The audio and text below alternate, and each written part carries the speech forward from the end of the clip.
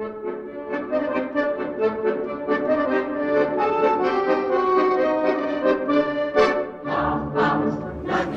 everybody, you're watching the Frank and Schmutz Show. My name's Frank, and this is my wife. And if you have one of those newfangled widescreen TVs at home, you might be able to see some of it today. And God help you if you have HD. Frank, your mother would turn in her grave if she knew the way you treated me. Baloney, my mother was an old-fashioned lady from the old country. And her eyes, if a man could put food on the table, then he was a good man. Everyone can see we have plenty of food on our table. Speaking of food, Ready or not? our first segment is a cooking show that is sure to add many recipes to your repertoire. The only problem is almost none of it's kosher. Hello, I'm a Mac. And I'm a PC. I have iLife, iTunes, iMovie, and I'm compatible with your iPhone. And I'm dying of polio. PCs would be able to die from polio. Just dirty PC.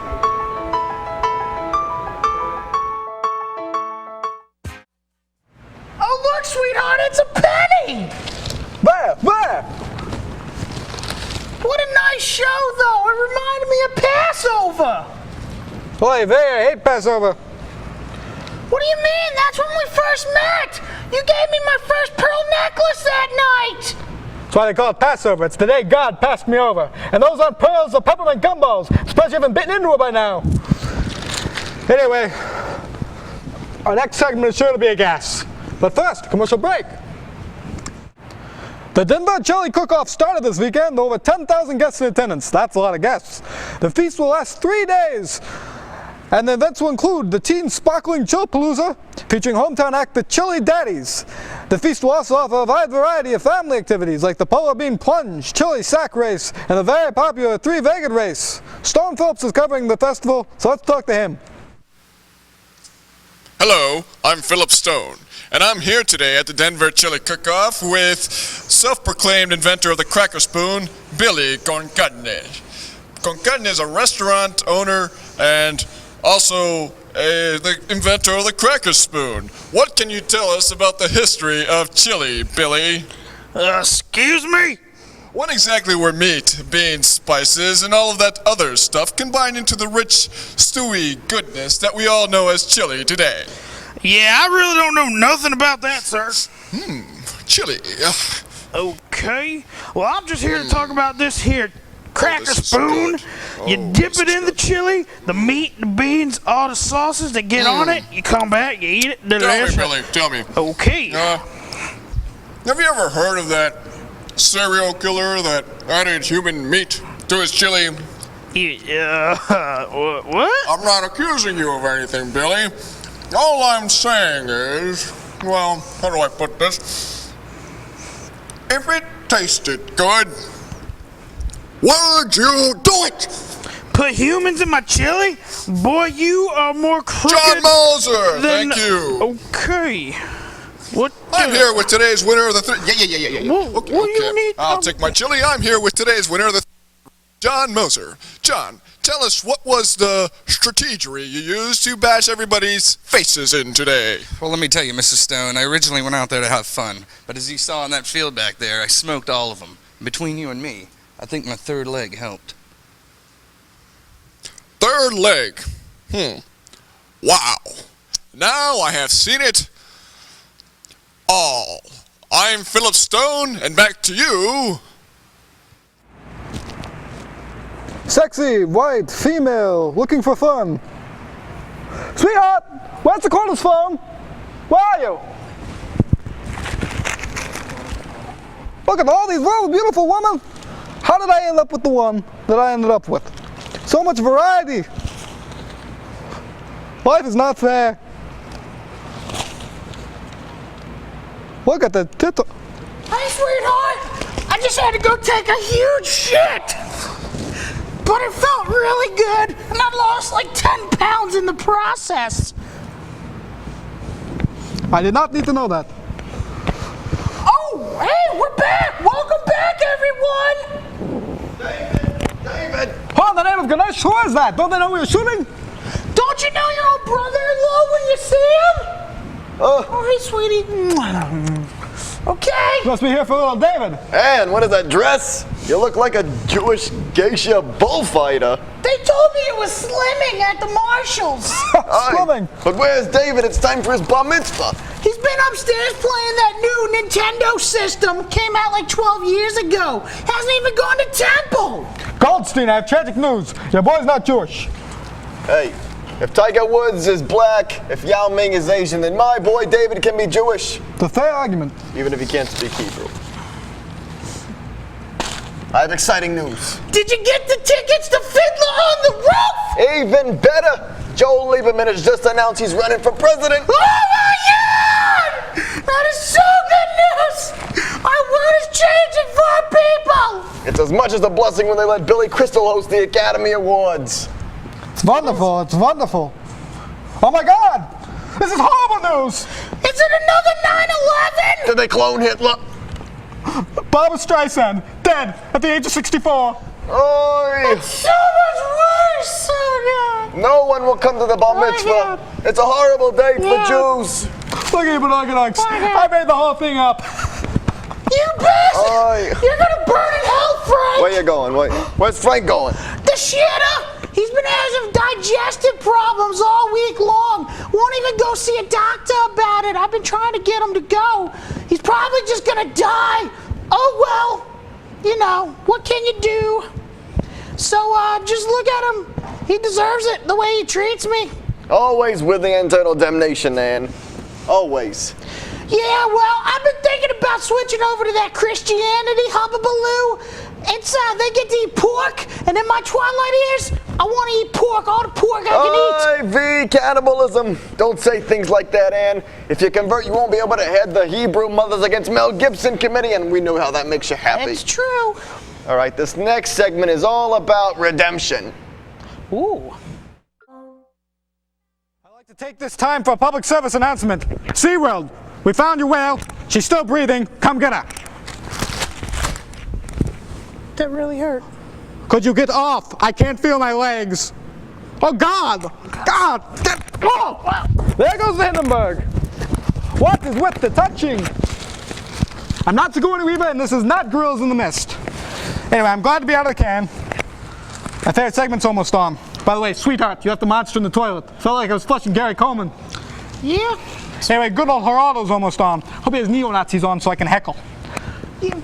Oh, look at that! Look at that little commercial there. It's for that new dating thing, emotion ships. Maybe if they had that when we were younger, I wouldn't be with you right now. I'd be with a younger, smarter, more sexy piece of man-witch than you. Are you tired of functional relationships? Have you been looking for that special someone to keep you in a constant state of angst and frustration? You've tried other dating services, but nothing seems to last.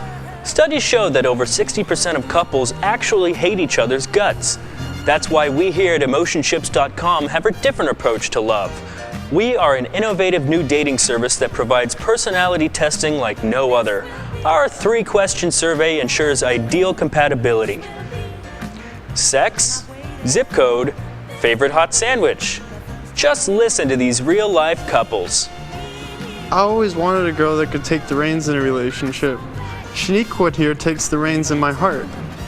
I used to be dating real hardcore guys back in the hood. None of them was sensitive. I knew how a lady should be treated, you know? Not like Raven.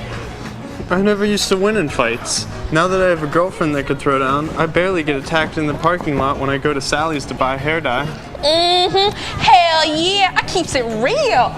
Oh, God! Why do you have to hit me so much?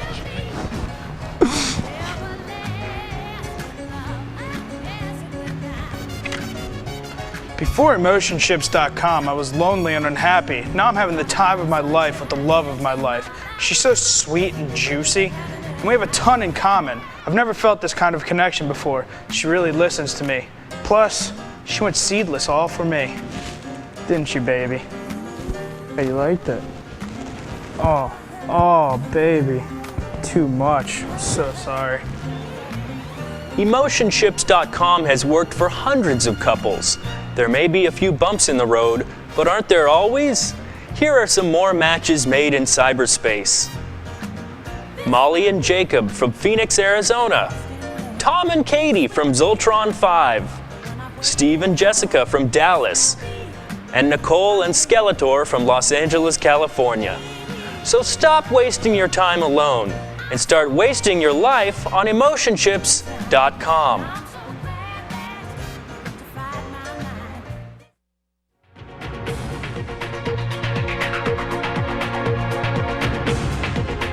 Hello, I'm Geraldo Rivera. Today we have the tragic story of men whose children had the sparkle of fame and fortune in their grasp, only to learn that celebrity means brevity, and the less than glamorous life of being an adult is a tough adjustment when you never had a childhood. Our first guest worked with Steven Spielberg when he was only 10 years old. Let's see a clip. Of the thuggy cult? I thought the stories were told to frighten children. Later I learned the thuggy cult was once real and did of unspeakable things. I'm ashamed of what happened here so many years ago, and I assure you, this will never happen again in my kingdom. Now, we've gotten to know each other a little bit backstage, and from what I've come to understand, that must be awfully hard for you to watch. It is, Geraldo. I used to think I'd be a star forever, but this would not be so. Do you feel as though you've been exploited somehow? Well, there are many children that are happy in the film industry, but I can assure you that I was not one of them. And why was that? I was exploited by Mr. Spielberg. He only wanted me in the picture because of my unique voice. You see, Mr. Rivera, I carry a secret that's greater than all the treasures in the temple itself. And what secret is that? Well, I was born with both male and female genitalia. For most of my youth, I self-identified as a female.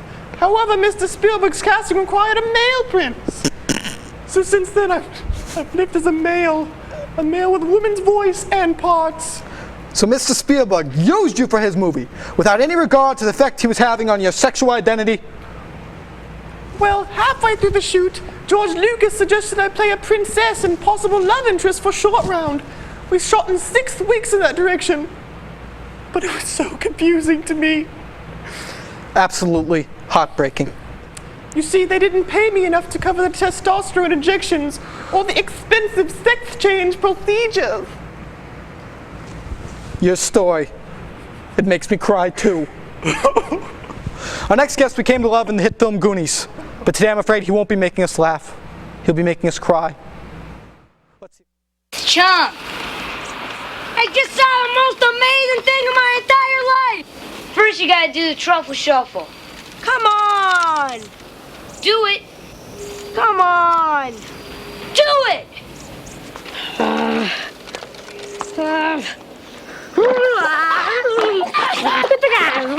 Cut it out, Mom. In the audience, does this film ever make you laugh?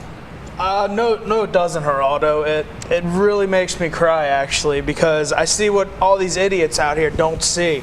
I see childhood obesity, I see diabetes, I see my father taking every penny I ever earned and buying Asian hookers with it, and I see my mother force-feeding me marshmallow peeps, just so I can continue to be her little fat cash cow. We have a question in the audience. Yeah, all I want to know is, why are you still complaining? You're still fat, stop eating. Well, that's a good point. What do you have to say about that? I say, Goff, you don't know what it's like to be recognized as Chunk, that people ask me about pirate treasure, to lay in bed at night wondering why the towel of shit Sean Astin still has a career when I don't. Chunk, it's obvious to everyone here that you're very angry. But we have something we need to ask from you now. And I think you know what it is. Don't do it. Don't. Chunk, it's time you face your fears. Don't make me do it. Bullshit. You just want to use me like everyone else. There's no need for this. Chunk, please. No. I thought you were my friend. So we want short friend. Gotcha! Shuffle, shuffle, shuffle, shuffle, shuffle, shuffle. Shut the hell up. Thank you, Chunk. Should I say Jeff? You have more strength in you than you possibly could know. Our next guest also had his life ruined by Steven Spielberg. Let's see a clip. father who's never there, Jack? Jack, for a father who didn't save you on the ship. He wouldn't save us. Who couldn't save you, Jack? Oh, he wouldn't. I mean, he didn't even try. He was there, and we were there, and he wouldn't try. Jack, he will try. Tell me, Jack, or should I say Charlie, what effect did making this movie have on you? Well, I enjoyed making the movie, Rhoda, and I was treated very well. Just that the path of a celebrity would eventually also lead me down the path of being a victim. Why don't you tell everyone at home what you mean by that? Well, it was months after we wrapped, and the movie was just about to hit the theaters. I got a call from a woman that asked if I wanted to go to Neverland for real. I was 10 going on 6. So naive. Who was this mysterious woman? Oh, wow. It was a PR lady for Michael Jackson. Did Michael touch you? What happened at that ranch, Charlie? It was nothing like that. He never laid a hand on me. What he did do was, he called his phallus Tinkerbell, and he would prance around the room and have me clap for it, as I would shout out that I do believe in fairies. Well, I believe in fairies now too. But he never laid a hand on you? He was there, and I was there, and he didn't even try. It's all right. He didn't even try. It's okay. Come on. You should have ran home, Jack. You should have ran home. Folks, that's all the time we have for today. I'd like to thank my guests for sharing their tragic stories and for their bravery. Next week, we have a pair of conjoined twins who have married and experienced normal sexual relations as foursome. God bless you all, and our boys overseas.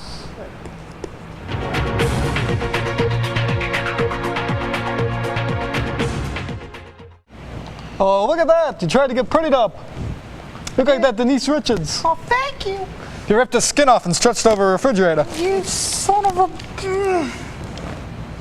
Anyway, that's our show. That's all the time we have. And we have a mitzvah to go to. Which means I'll be in a car for 3 hours with this woman. Jews have suffered enough atrocities for hundreds of years. Why should I be any different? Well, goodbye, everybody. Next time you see me, I'll be eating a